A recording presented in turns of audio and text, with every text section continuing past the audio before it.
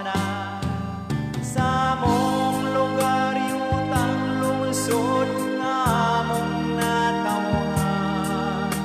Kabus man kami kaliwat sa ginikanan. Kabus ang kaintan atang sa kaitasan. Isod man ang kaintan, isaling lang ang tanan. Walay taong mugamot hangtod diri sa kahangturan. Itakda ng tanan, itang tanan ay pagasilutan. Diyos ko, pasayloan ang anak mong nakasalan. Painumlumi,